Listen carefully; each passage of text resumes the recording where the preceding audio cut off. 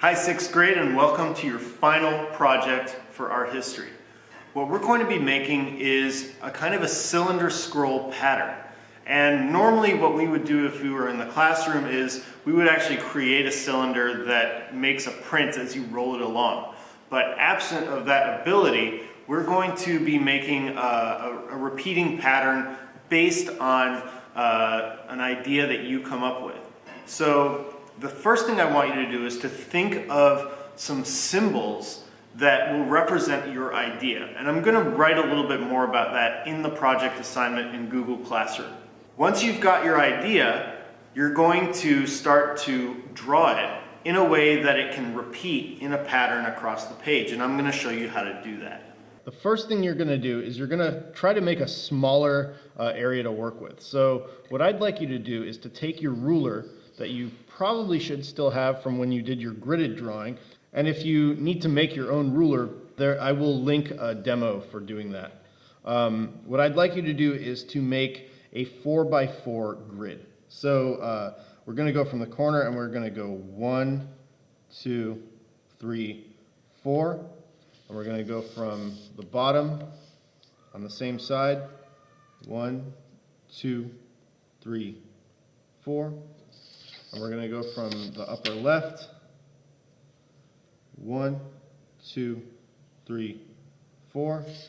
And then we're going to continue up to the other side, 1, 2, 3, 4. And then we're going to connect the lines.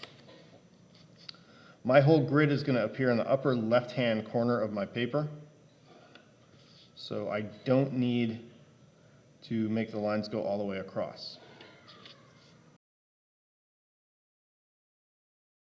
Just like that. Next thing I want to do is cut this out. So I've got my scissors. If you don't have scissors, you can cut paper by just like folding it over and then scoring it with your thumbnail, and then folding it the other way and scoring it with your thumbnail, and then ripping it very carefully. I'm going to use scissors just because I've got them. But there are plenty of ways to cut paper without scissors. So I don't want to hear in the comments, Mr. Z, I don't have any scissors, because you don't need scissors to cut paper in a straight line. I've cut out my 4" by 4" grid. And now I get to start designing my pattern. What I want to do is maybe I can use the scrap from my other paper just to kind of come up with some ideas. What I had decided was that my cylinder scroll was going to show maybe a bird, like a penguin.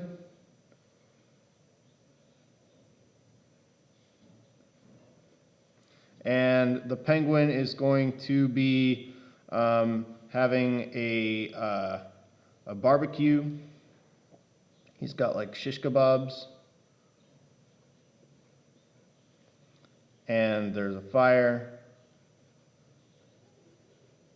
And what I really want to make sure is happening is that my pattern is repeating in a way that it's not just segmented, but like the elements of the pattern are overlapping one another.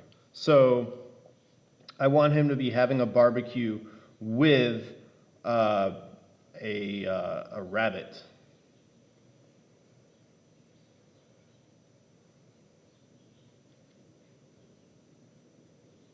Because that is very meaningful to me.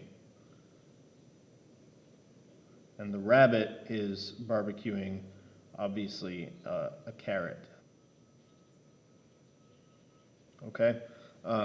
And as this pattern repeats, I need to come up with some way that the rabbit facing this way is also interacting with the next penguin to the right, and so on. So it goes in both directions kind of infinitely.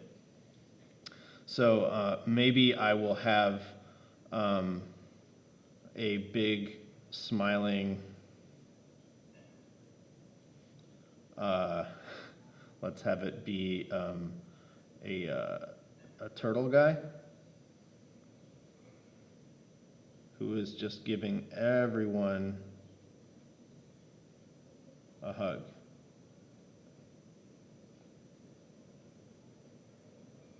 And what you can do actually is you can draw all these people separately because we're going to be using tracing in order to place them.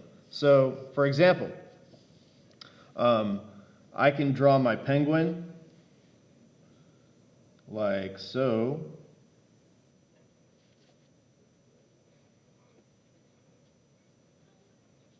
And I've got my fire. And I've got my rabbit. And he's got his carrot. And my turtle guy, I can actually draw him anywhere I want because when I trace him in, I'm going to put him in the right place. So it's going to be like here. And I love this smiling face that little kids do when they draw. So I'm going to put turtle guy in like that. Now the reason I have a grid here is because I'm going to have turtle guy's arms coming up like this, giving everyone a hug. And this arm is going off the page. So the grid helps me figure out where it comes back on, like that. And I can also see the edge of his shell should be there and his other foot, like this. So now comes the fun part. This is where I take my drawing and I trace it. You can do this by going to a window and putting your artwork up against the window and tracing it that way. I have this handy dandy light box, and what I'm going to do is I'm going to take my my drawing like this. I'm going to put it down, and I'm going to put my piece of paper over it so that I can trace it. And what I want to do is I want to just get this kind of going across my paper like so. So I'm putting my paper on top of my gridded reference, and I'm going to start tracing my creatures just like that. So the paper is on top of the gridded reference, and the light shines through it so that I can trace it. So first I'm going to trace my penguin. And in the tracing process, I can clean up anything that I want to and change it. For example, I had this arm kind of going through that line, and now, as you can see, if I kind of pick it up a little bit, it doesn't have that line behind it anymore.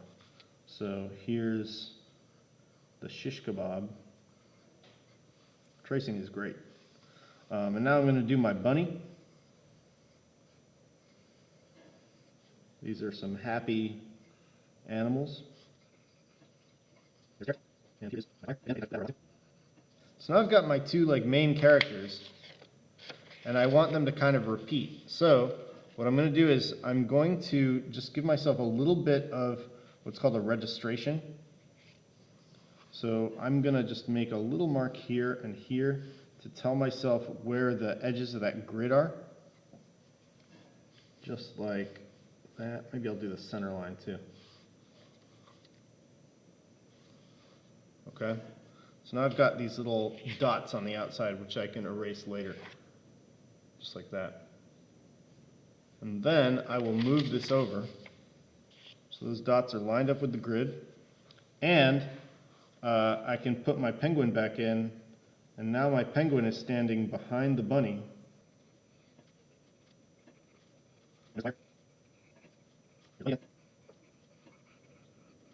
And once again, I will put the registration marks around the outside just so I know where everything is.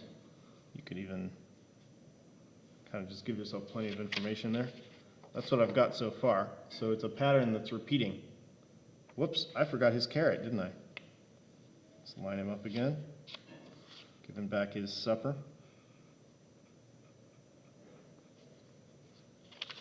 And maybe one more iteration of same. Let's see. I like it when they were overlapping. And then I'll go back and put that turtle in. We'll figure out where he goes.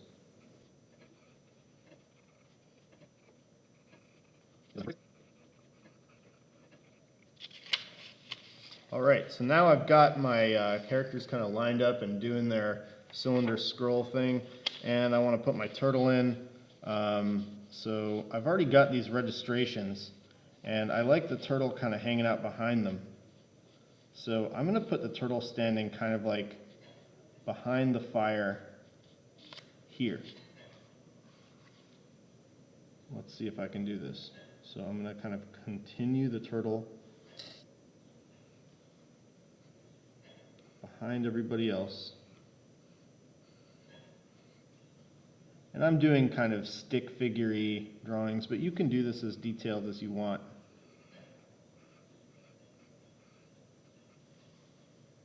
But yours should be very different from mine, because I'm looking to see what you come up with and be creative about.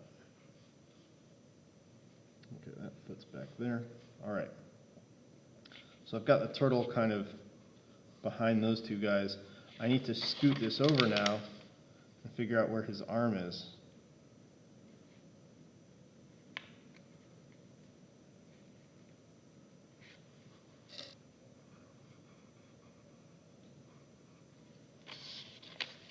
Like that. And I could keep putting him back in, or maybe I won't. Maybe I kind of like him only being in one place. But the point is that I have this repeating pattern that overlaps itself, so that it's not just like a stamp, but it's actually like a long interactive, basically like a cylinder scroll artwork. So please read the instructions carefully, watch this demo carefully, and read the rubric. Best of luck with it. I can't wait to see what you come up with.